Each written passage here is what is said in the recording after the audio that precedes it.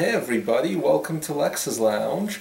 So today it's going to be the State of the Union address in the United States, and I predict it's going to be an interesting one, and not because of Trump's speech. It is unusual for a president to be so unpopular at the end of one year, to be making his State of the Union address kind of with the slow approval rating.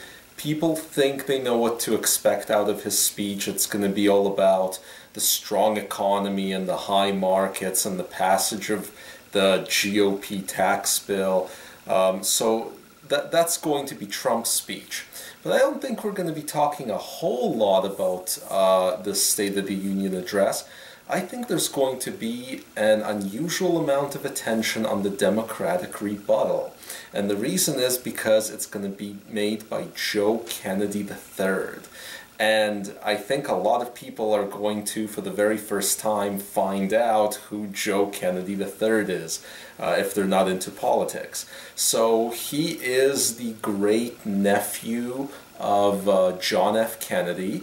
There is a little bit of a family resemblance. He's currently a House of Representatives member out of Massachusetts, and he's sort of a rising star in the Democratic Party. He's kind of young. He only turned 37 recently, though I'm sure that this rebuttal that he's giving is going to position him as yet another rumored 2020 contender.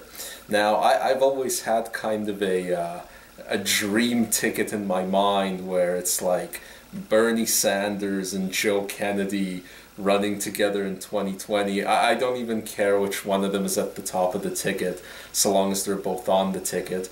Although I think an even cooler and more feasible ticket would be Elizabeth Warren at the top of the ticket with Joe Kennedy running as the VP. I could see that happening, and there is actually a little-known connection between Joe Kennedy and Elizabeth Warren. They're both from Massachusetts, as you guys might have noticed, but actually she used to be one of his teachers in Harvard Law School when he attended there. So there you go.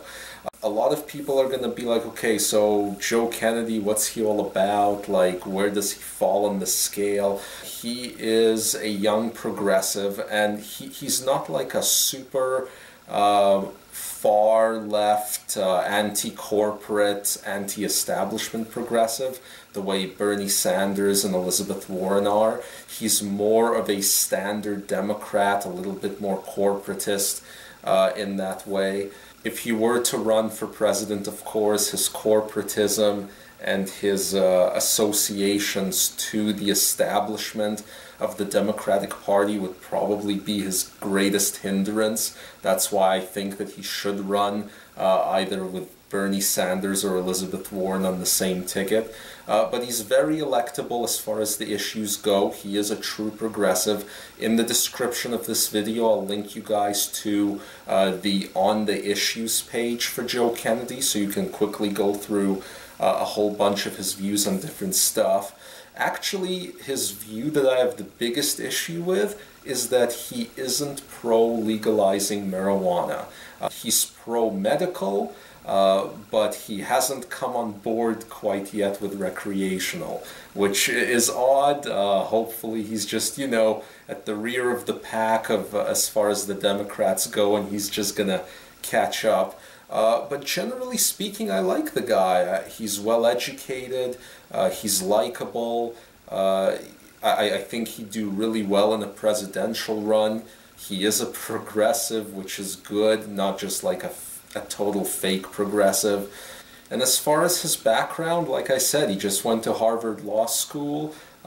He joined the Peace Corps for a while, and shortly after that he entered Congress, and he's already on his third term, I believe. So it's going to be super funny as people who've never heard of him will suddenly hear all about him tonight. So look forward to that, and I'll see you guys maybe in a few days. Catch you next time. Subscribe, hit that like button, all that good stuff. Bye.